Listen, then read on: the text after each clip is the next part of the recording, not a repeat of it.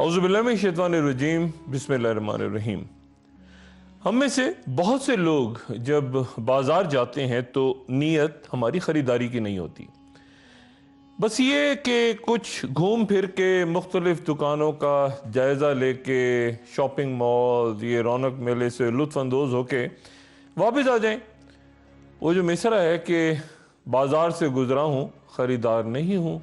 بازاروں، مارکیٹوں اور شاپنگ مالز میں سارے خریدار نہیں ہوتے، اور جب دکانداروں کو اس بات کا علم ہو جائے کہ ان کے سامنے سے گزرنے والا جو شخص ہے وہ خریدار نہیں ہے، ایسے بس گھوم رہا ہے، ونڈو شاپنگ کر رہا ہے، تو پھر وہ آواز بھی نہیں لگاتے، وہ بھاؤ تاؤ نہیں کرتے، اس سے پریشان بھی نہیں کرتے اس گزرنے والے کو، اور وہ شخص جو ہے وہ اس پوری بھیڑ سے، اس ہجوم سے، اس رش میں جو کہ بازار میں یا مارکیٹ میں یا کسی شاپنگ مال میں ہوتا ہے، وہ اس میں سے آرام سے گزر جاتا ہے۔ دکانداروں کو پتا ہوتا ہے اس نے کچھ نہیں خریدنا، یہ تو ایسے بس یہاں سیر کرنے آیا ہے۔ خریداری کی نیت نہیں ہوتی تو پھر انسان کی جیب میں پیسے بھی نہیں ہوتے، اور جب پیسے نہیں ہوتے تو اسے جیب کٹنے کا ڈر بھی نہیں ہوتا۔ ہم میں سے جس کے پاس زیادہ دولت ہوتی ہے وہ دنیا کے بازار سے گزرتے ہوئے ڈرتا ہے، اور جس کے پاس کم دولت، کم سرمایہ ہوتا ہے، اسے یقین ہو یا پھر اسے یقین ہو کہ یہ جو مال اس کے پاس ہے بھی، یہ بھی مالک کا ہے، اللہ کا دیا ہوا ہے، تو پھر سفر کے دوران کوئی خوف نہیں ہوتا اسے لٹ جانے کا۔ گویا بازار سے گزرا بھی جا سکتا ہے خریدار بنے بغیر، کسی خوف کے بغیر، اور دنیا میں زندگی بھی گزاری جا سکتی ہے اس مرغابی کی طرح۔ اگر ہم مرغابی کو دیکھیں تو وہ پانی میں ڈبکی لگاتی ہے اور اس کے پر گیلے نہیں ہوتے کیونکہ وہ پانی میں بھی رہتی ہے، اور پھر تیزی سے ہوا میں پرواز بھی کر جاتی ہے۔ وہ پانی کا مرغ ہے، پانی کا پرندہ ہے، لیکن اپنی دنیا میں ٹھہرتا بھی ہے کچھ دیر کے لیے، اور کسی بھی وقت اسے چھوڑنے میں بھی کوئی پرابلم نہیں ہوتی، کوئی دشواری نہیں ہوتی۔ گویا بازار سے خریدار اور پانی سے مرغابی بھیڑ چال اور دنیاؤں سے گزر جاتے ہیں، اپنی اپنی دنیاؤں سے، لیکن اس میں ملوث نہیں ہوتے، گم نہیں ہو جاتے۔ دلدل کے نزدیک سے انسان کپڑے سنبھال کے بھی تو گزر سکتا ہے۔ یہ دنیا بڑے بڑے فاتحین، بادشاہوں، حکمرانوں کو کھا گئی، اور اس کا حسن جو ہمیں ہر وقت اپنی طرف اٹریکٹ کرتا ہے، متوجہ کرتا ہے۔ کبھی یہ تو سوچیں کہ یہ دنیا کتنی پرانی ہے، ہزاروں لاکھوں سال پرانی ایک بڑھیا جو صرف میک اپ سے دلکش نظر آتی ہے، اور اس نے کبھی کسی کے ساتھ وفا نہیں کی۔ اس کے بارے میں یہاں تک کہا گیا کہ یہ مردار ہے، اور اس کی تمنا کرنے والا گویا مردار کھانے والا ہے۔ یہاں ہم نے اس خریدار یا مرغابی کی طرح بس کچھ عرصے رہ کے ملوث ہوئے بغیر، انوالو ہوئے بغیر، اپنا کام کر کے اس کے دھوکے میں آئے بغیر یہاں سے نکلنا ہے، اور اپنا کام کیا کرنا ہے، اسے کچھ اس انداز میں کہ اسے چھوڑنا مشکل نہ ہو، ایسا کام کریں، اس طرح سے رہیں کہ پھر چھوڑنا مشکل نہ ہو، جیسے خریدار اور مرغابی کی مثال دی۔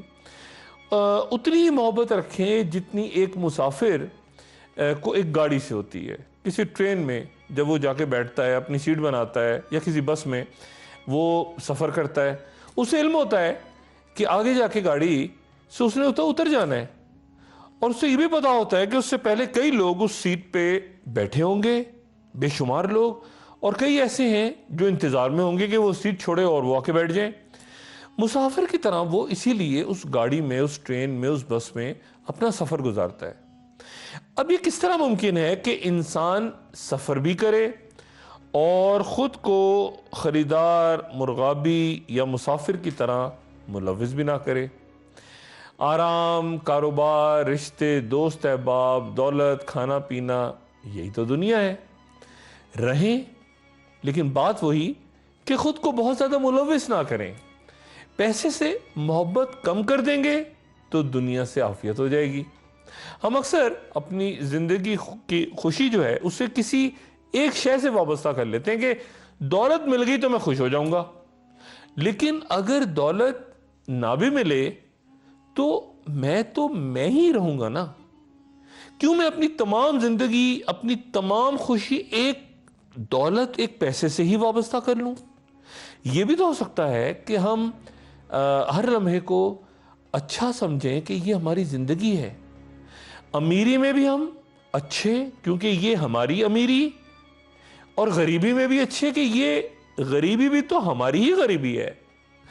تاریخ اٹھا کے دیکھیں، پیغمبروں پہ تکلیفوں کے ادوار آئے، بیماریاں آ گئیں، غربت کے مسائل دیکھے، لیکن وہ پیغمبر ہی رہے، وہ ولی جو تھے وہ ولی ہی رہے. ایک مطمئن انسان جو ہے اس پہ کوئی بھی دور آ جائے تو اس سے مطمئن رہنا چاہیے اور یہ کہنا چاہیے کہ اس میں کوئی اللہ کی رضا ہوگی، کیونکہ وہ خود کو بہت زیادہ، وہ جو انسان ہے وہ ملوث نہیں رکھتا. اور یہ بڑا اچھا ہے کہ آپ ملوث نہ رکھیں. کچھ ہے تو ٹھیک ہے، بہت اچھا ہے، نہیں ہے تو بھی خیر ہے. بھوک سوکھی روٹی سے بھی مٹ جائے گی، ضروری نہیں کہ کسی 5 اسٹار ہوٹل سے ہی کھانا منگایا جائے. ہم اکثر دنیا میں پریشانیاں ڈھونڈتے رہتے ہیں، تلاش کرتے رہتے ہیں، کہیں سے کوئی پریشانی ملے اور اسے اپنے اوپر سوار کریں. ایک پہلی نشست میں ذکر بھی ہوا تھا کہ اگر ہم راضی ہونا سیکھ لیں تو کئی مسائل حل ہو جائیں گے، بلکہ یہ کہنا ہی غلط ہے کہ وہ حل ہو جائیں گے، کیونکہ آپ کو پتہ چلے گا کہ وہ تو مسائل تھے ہی نہیں. پریشانی وہ ہوتی ہے، پریشانی کا دور وہ ہوتا ہے جب ہمیں خود زندگی ناپسند لگنے لگے، اور جب خود ہمیں اپنی ہی زندگی بری لگنے لگے گی تو دوسروں کو وہ کیسے اچھی لگے گی. آج ہمارا شاید سب سے بڑا المیہ یہ ہے کہ ہم خود اپنی زندگیوں کو حالات کے اتار چڑھاؤ کے باعث ناپسند کرنے لگے ہیں. انسانوں پہ دباؤ ہے، بڑا کرب ہے. زندگی اپنی سادگی، جو معصومیت تھی، جو چھوٹی چھوٹی باتیں ہمیں اچھی لگتی تھیں، وہ کھو چکی ہیں، اور بہت کچھ کرنا اس کی مجبوری بن گیا ہے، ہم سب کی مجبوری. اور سب سے بڑا المیہ تو یہ ہے کہ انسان یہ سمجھتا ہے کہ سفر مجھے زمین پہ کرنا ہے لیکن حکم مجھے آسمانوں پہ پروازوں کا ملا ہوا ہے. بات بنتے بنتے کہیں رک جاتی ہے، کبھی ہم چل رہے ہوتے ہیں اور رستہ ختم ہو جاتا ہے. کچھ نہ کچھ کہیں نہ کہیں سے ایک پتھر سا آگے آ کے کھڑا ہو جاتا ہے. جہاں بھی جائیں آسمان سر پہ سوار رہتا ہے. گردش افلاک جو ہیں وہ مسائل کھڑا کر دیتی ہیں، گھریلو مسائل، معیشت کی الجھنیں، معاشرے کی ذمہ داریاں، کاروباری پرابلمز. انسان خود کو حالات کا محتاج اور بے بس پاتا ہے. اکثر مجبوریوں کے پتھر اسے لگتا ہے کہ صبح شام اسے سنسار کر رہے ہیں، اور وہ کئی حصاروں میں، کئی زنجیروں میں خود کو جکڑا ہوا پاتا ہے. وقت کی زنجیر، مجبوری کی، بے بسی کی، بے چارگی کی، بے حسی کی. اور پھر وہ سوچتا ہے کہ کیا قدرت اپنے سارے انعامات، اپنی نعمتیں کیا سارے کے سارے دوسروں میں تقسیم کر چکی اور میرے لیے کچھ بھی نہیں بچا؟ ہمارا دور ایسی بلاؤں سے بھرا ہوا ہے کہ صبح گھروں سے نکلنا بھی مجبوری اور شام کو گھر واپس آنا بھی مجبوری. ضرورتیں اور مصروفیات بڑھتی جا رہی ہیں اور زندگی گھٹتی جا رہی ہے. اکثر ہمیں سمجھ نہیں آتا کہ دوستوں کے حلقے میں یہ ہمارے جان کے دشمن کیسے جا کے بیٹھ گئے، اور یہ بھی کبھی سمجھ نہیں آتا کہ جو جان سے پیارے دوست ہیں وہ دشمنوں کی محفل میں نظر آ رہے ہیں. انسان کو کبھی ماضی کا بوجھ اور کبھی مستقبل کا وزن، کبھی آغاز رہ جاتا ہے، کبھی انجام رک جاتا ہے. اس پہ غربت نازل ہوتی ہے تو وہ زندگی سے اکتا جاتا ہے، اور جب دولت کی بارش ہوتی ہے تو وہ دوسروں کو زندگی سے مایوس کرنا چاہتا ہے. توازن سے محروم زندگیاں. انسانوں کو لگتا ہے کہ ہم پہ قدرت کوئی مہربانی نہیں، صرف دباؤ ڈالنے کے لیے ہی ہے. بلائے ناگہانی، اندیکھے خطرات، مصیبتیں.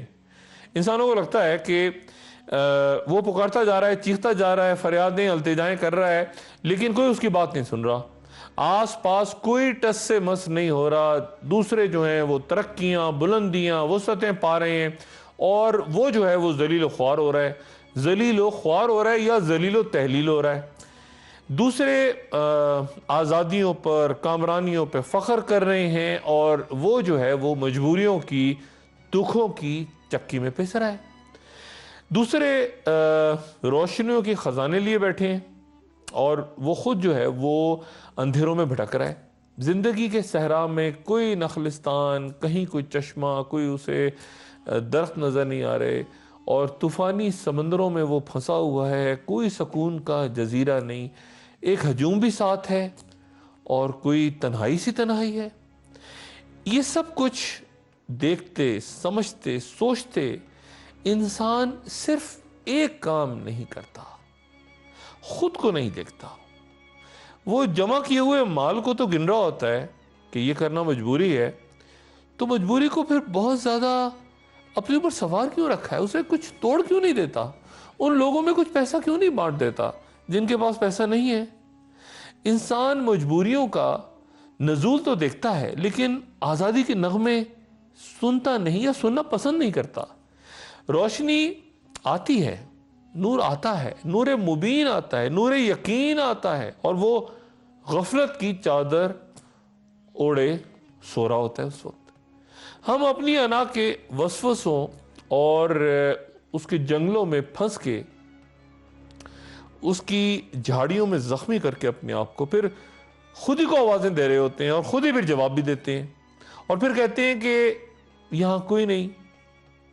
انسان اپنی زندگی پہ اگر ترس نہ کھائے، اسے پسند نہ کرے، تو پھر دوسرے کیسے پسند کریں گے؟ ہم صرف حاصل کرنا چاہتے ہیں، ہم کچھ دینا نہیں چاہتے کسی کو۔ جب ہم جانتے ہیں کہ یہاں ہمارا قیام عارضی ہے، یہ بستی ہمیشہ بسنے والی نہیں ہے، ہر ارادے، ہر شے، ہر شخص کو چھوڑنا ہے، چھوڑ کے جانا ہے، تو پھر ہم کیوں ہر خواہش کے سامنے، چھوٹی چھوٹی بات کے سامنے سرنگوں ہو جاتے ہیں، گر جاتے ہیں، ہر آرزو کی بھیک مانگتے ہیں، اور اگر نہیں مانگتے تو اس سے نہیں مانگتے جس کے پاس زمین و آسمان اور ساری کائنات کے خزانے ہیں۔ ہم دنیا میں گم ہو کر اس کی محبت میں گرفتار ہو جاتے ہیں، لیکن جس نے دنیا بنائی اس سے رجوع نہیں کرتے، دکھوں مصیبتوں پہ روتے ہیں، لیکن یہ نہیں دیکھتے کہ ہر وقت تقدیر پیدا کرنے والا اپنی شفقتوں اور رحمتوں کا پیغام بھیج رہا ہے۔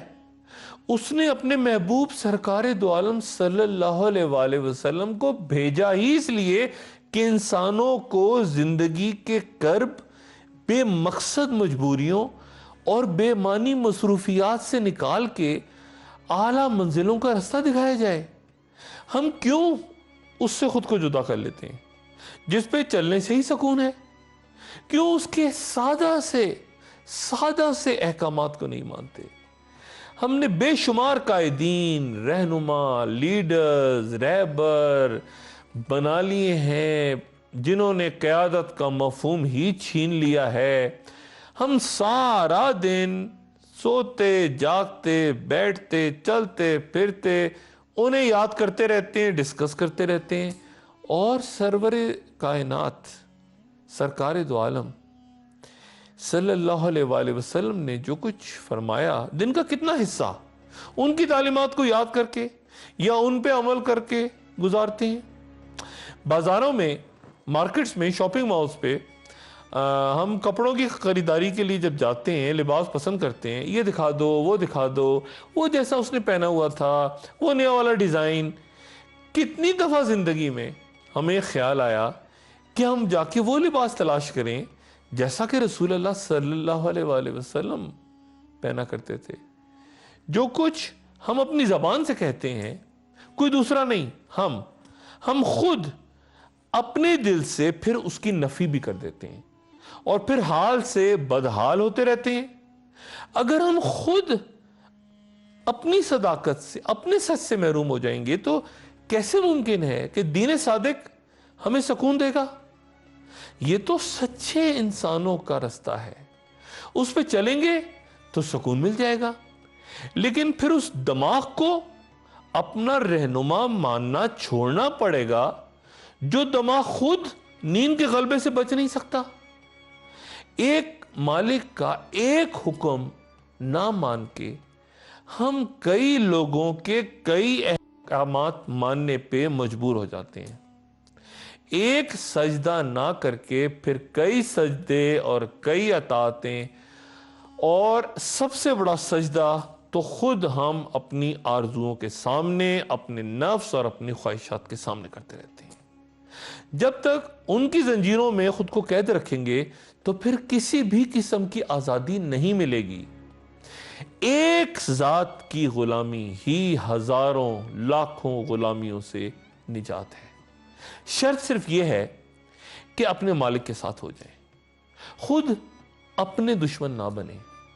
عافیت اور سکون اس کام میں نہیں کہ ساری زندگی ہم اس سوال کے جواب میں گزار دیں کہ کشتی میں سوراخ کس نے کیا تھا اسے ڈھونڈتے رہیں۔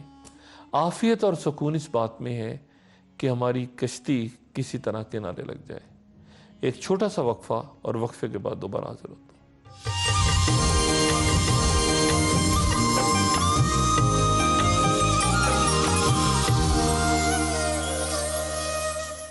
خوش آمدید۔ رستوں کا چناؤ انسان کے لیے اس قدر دشوار کیوں ہوتا ہے کہ سوچ سمجھ کے وہ فیصلے کرتا ہے، پھر اس پہ عمل شروع کرتا ہے، پھر رستے کے درمیان اچانک رک جاتا ہے اور فیصلے پہ نظر ثانی کرتا ہے، پھر سوچتا ہے میں نے ٹھیک کیا، غلط کیا، پھر دوبارہ کسی اور رستے کا انتخاب کرتا ہے، اس پہ چل پڑتا ہے۔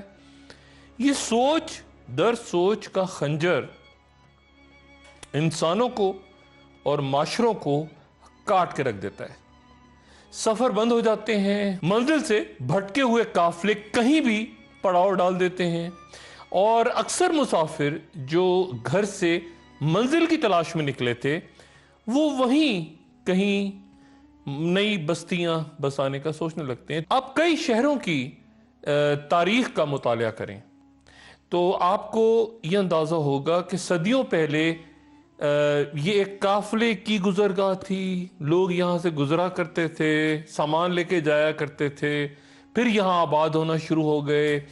اگر انسان سفر کے دوران بار بار رک کر تذبذب کا شکار ہوتا رہے کہ مجھے تعلیم حاصل کرنی چاہیے یا چھوڑ دینی چاہیے، تعلیم کا تو فائدہ نہیں ہوتا، یہ نوکری کروں یا نہ کروں، یہ دوسری نوکری ڈھونڈوں، یہ کاروبار اچھا ہے برا ہے، اس میں فائدہ ٹھیک ہو بھی رہا ہے یا دوسرا کاروبار شروع کر دوں، یہ جو رشتہ دار ہے اس سے مجھے ملنا چاہیے یا نہیں، یہ تو ٹھیک نہیں ہے، یہ جو میرے دوست ہیں کہیں یہ میرے دشمن تو نہیں ہے اصل میں، یا میرے دشمنوں سے تو نہیں ملے ہوئے۔ اب یہ بار بار انسان اگر زندگی میں اپنے فیصلے خود ہی تبدیل کرتا رہے، خود ہی رستے بدلتا رہے، تو پھر کسی بھی مقصد کا حصول یا منزل تک پہنچنا ناممکن ہو جاتا ہے۔ واپس آپ جا نہیں سکتے، آگے جانے کی ہمت، استقامت ہی نہیں رہتی، اور پھر جو باقی رستے تھے جنہیں آپ نے چھوڑا تھا وہاں پلٹ کے جانے کی کوشش کرتے ہیں تو وہ بھی بند ہو چکے ہوتے ہیں۔ انسان کا اپنا بھی زوال ہے، اور ان معاشروں کا، ان قوموں کا، ان قبیلوں کا بھی جو اپنے مقاصد اور اپنی منزلیں ہی فراموش کر دیتے ہیں، اور پھر وہ ادھر ادھر بھٹکتے رہتے ہیں۔ اس تذبذب سے محفوظ رکھنے کے لیے ہی پیغمبر دنیا میں آئے کہ انسانوں کو یہ سمجھائیں کہ اصل سفر جس کے بعد منزل لازماً مقدر ہوتی ہے وہ صرف اطاعت کا ہے۔ یہ اطاعت کتنی اہم ہے، کتنی اہم، صرف اس بات سے اندازہ لگائیے کہ جس نے صرف اس اطاعت سے انکار کیا وہ کروڑہا سال کی عبادت کے بعد بھی ابلیس قرار پا کے ہمیشہ کے لیے لعنت کا مستحق ٹھہرا۔ وہ بھی چلتے چلتے بھٹک گیا تھا۔ بدنصیب انسان ہوتے ہیں وہ، جو سامنے سیدھا راستہ نظر آ رہا ہو، اس کے باوجود اپنی چالاکیوں، منصوبہ بندیوں، سازشوں اور دوسروں کو پریشان کرنے کی نیت سے فائدے، وقتی فائدے، لالچ، فریب کے رستوں کو اپنا لیتے ہیں، اور پھر ساری زندگی ادھر ادھر ٹھوکریں کھاتے رہ جاتے ہیں۔ دوسروں کے دباؤ پہ، رشتہ داروں کے مشورے پہ، دوستوں کے تجربوں کو سامنے رکھ کے اگر رستوں کا انتخاب کیا جائے تو وہ درست بھی ہو سکتا ہے اور غلط بھی ہو سکتا ہے، کیونکہ لازم نہیں ہوتا کہ اکثریت کی رائے درست ہو، کیونکہ جن معاشروں میں اکثریت مفاد پرستوں کی ہو وہاں سچائی کا سفر کیسے ہو سکتا ہے؟ اور اگر وہ کوئی صحیح فیصلہ بھی اس طرح کے لوگ اپنی فطرت کے مطابق کریں، کسی منزل کی نشاندہی اپنی فطرت اور اپنی عادت کے مطابق کریں تو لازماً غلط ہوگی، کیونکہ جب تک معاشرے میں آپ کے ارد گرد سچے اور مخلص لوگوں کی اکثریت نہیں ہوتی، ایسا ہی ہوگا۔ اسی لیے بہت سے جو اکابرین ہیں وہ جمہوریت کے نام سے ہی بیزار اور ہمیشہ چڑے نظر آتے ہیں، کیونکہ ان کا یہ خیال ہے کہ کاذب، جھوٹی اکثریت جو ہے وہ کس طرح سے ایک صحیح شخص کا، ایک سچے آدمی کا چناؤ کر سکتی ہے، کیونکہ لازم ہے ایک زندہ معاشرہ جو ہے وہ ہم ایک بے ہنگم ہجوم سے ایک سچی اکثریت میں پہلے تبدیل کریں، اور پھر حق گوئی کا جو اظہار ہے وہ فیصلوں اور مشاورت سے کریں۔ وہ اصل جمہوریت ہے جس کی اسلام بات کرتا ہے۔ یہ فیصلے اور رستے بدلنے کی جو بات میں نے کی، تو اب یہ بھی ایک حقیقت ہے کہ انسان کی ایک جبلت بھی ہے، وہ بھی یکسانیت سے تنگ آ جاتا ہے اور تبدیلی چاہتا ہے، بار بار تبدیلی چاہتا ہے، اپنا لباس بدلتا رہتا ہے، اپنے لہجے بدلتا رہتا ہے، اپنے دوست بدلتا ہے، اپنے رشتے بدلتا رہتا ہے زندگی میں، اگر سیاست میں ہے تو سیاسی جماعتیں بدلتا رہتا ہے، رستے بھی اور منزل بھی، اور پھر اس کے بعد کمال دلائل سے آپ کو اس کا جواز بھی فراہم کرتا ہے، آپ سے بحث بھی کرتا ہے۔ ایک دوسرے سے لوگ بحث کر رہے ہوتے ہیں، دیکھیں جی نیا زمانہ ہے، یہ پرانی باتیں ہیں جی، یہ تو اب چل نہیں سکتی، دوسرے ایسا نہیں کرتے تو میں ایسا کیوں کروں، جناب آج کل تو یہ سب کچھ نہیں چلتا، یہ سب کتابی باتیں ہیں، کوئی بیوقوفی ہوگا جو آج کے دور میں ایسی احمقانہ باتوں پہ عمل کرے۔ یہ جملے ہیں، عام سے جملے ہم روز سنتے ہیں۔ حضرت آدم علیہ السلام کو جنت میں رہنا بھی تو شاید یوں ہی راست نہ آیا کہ انہیں بھی کسی نے روپ بدل کے انتہائی مخلص انداز میں مشورہ دیا تھا کہ جا کے شجر ممنوعہ کا ذائقہ چکھ لیں۔ اللہ تعالیٰ نے حضرت آدم علیہ السلام کے لیے شیطان کو نکال دیا تھا، اور پھر اسی شیطان نے حضرت آدم علیہ السلام کو جنت سے نکلوا دیا۔ کیا کیا تھا؟ رستہ ہی تو تبدیل کروا دیا تھا، سیدھا رستہ وہیں ختم اور دنیا کا سفر شروع۔ کسی طرح سفر کے دوران راستہ بدلنے کو روکا جائے، بار بار راستہ بدلنے والوں کو سمجھایا جائے، آمادہ کیا جائے، تاکہ کارواں رواں رہے۔ منزلیں انتظار کر رہی ہوتی ہیں، لیکن انسان ہے کہ رستوں میں بھٹکنے کو ہر وقت تیار آمادہ رہتا ہے، تیار رہتا ہے کہ کوئی اسے اکسائے، کوئی اس کو آرام سے وہ بیٹھا ہوا ہے، کوئی لے جائے اس کو اٹھا کے اور بازاروں میں، ہجوموں میں، ادھر ادھر کہیں لے جا کے بھٹکا دے۔ شوق سفر جو ہے وہ اس میں بیدار رکھنا ہم سفروں اور میر کارواں کا فرض ہے۔ اس لیے اپنے ساتھی، دوست، ان کا انتخاب ہمیشہ درست کریں۔ زندگی میں رستوں کا تعین اور منزل پر یقین نہ ہو تو انسان اس کشتی کی طرح ہو جاتا ہے جو بے مقصد پانی پہ تیرتی رہتی ہے، ڈوبتی بھی نہیں ہے، کنارے بھی نہیں لگتی، موجیں کبھی ادھر اسے پٹخاتی ہیں، کبھی ادھر لے جاتی ہیں اٹھا کے. اس کشتی کی طرح نہ بنے زندگی میں. ایک رستہ، ایک منزل، اور پھر اس کی طرف سیدھا سفر.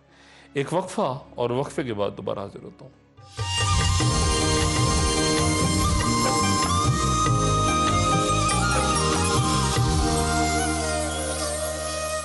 خوش آمدید. انسان شاید اپنی منزل کا تعین اور رستوں کا انتخاب ہی طاقت، شہرت، دولت، عہدہ، مرتبہ اس کو ذہن میں رکھ کے کرتا ہے، اور یہ بھول جاتا ہے کہ حقیقت اسے صرف اور صرف یقین سے حاصل ہو سکتی ہے. یقین. اب جو شخص رمضان میں روزے نہ رکھے، گناہ کرتا رہے، اور عید کے دن خوب دعوتیں اڑائے، تو کیا یہ خود فریبی نہیں ہے؟ کیا وہ نہیں جانتا کہ عید کی خوشی دولت کی نمائش سے نہیں، صرف یقین سے حاصل ہوتی ہے؟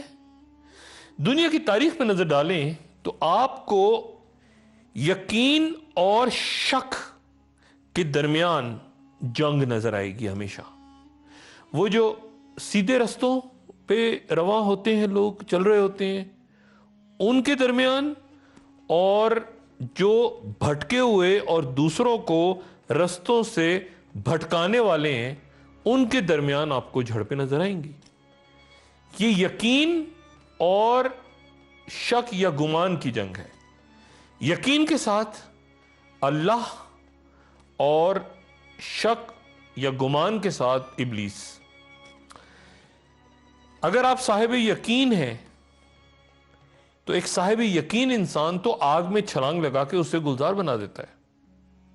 اتنی طاقت، اتنی پاور ہوتی ہے یقین میں. اور صاحب گمان جو ہے، صاحب شک یا گمان، وہ وسوسوں کی نظر ہو کے اندر سے ٹوٹتا پھوٹتا بکھرتا، نہ اسے یہ زندگی راس آتی ہے، اور نہ ہی وہ زندگی جس کے بارے میں وہ ہمیشہ شک کرتا رہتا ہے. یقین ہو تو طوفانوں میں ملاح کے ہاتھ نہیں لرزتے، اور شک یا گمان ہو تو مضبوط قلعوں کی دیواروں کے پیچھے بیٹھ کر بھی انسان ڈرتا اور سہما کپکپاتا رہتا ہے. ہمیں اللہ سے دعا کرنی چاہیے کہ مالک ہمیں یقین دے، وسوسوں سے محفوظ فرما، ہمیں وہم کی دلدل سے نکال کر صراط مستقیم پہ چلنے کی ہدایت دے. ہم اپنی آرزوؤں کی کثرت کا شکار ہو کے کہیں تاریک رستوں پہ نہ نکل جائیں. ہمیں وہ یقین دے جو کبھی ہمارے قدموں کو تیرے رستے پہ چلتے متزلزل نہ کر سکے. جو خود بھٹکنا نہ چاہے اسے کوئی بھٹکا نہیں سکتا، اور اگر کوئی غلام غلامی کی زنجیریں پہننا پسند نہ کرے تو کوئی آقا پیدا نہیں ہو سکتا. کوئی مسافر سے، سیدھے رستے پہ چلتے مسافر سے اس کی منزل چھین نہیں سکتا. اپنا دوستوں، رشتہ داروں، گرد و نواح کے لوگوں کا سب کا خیال رکھیے گا. اللہ حافظ.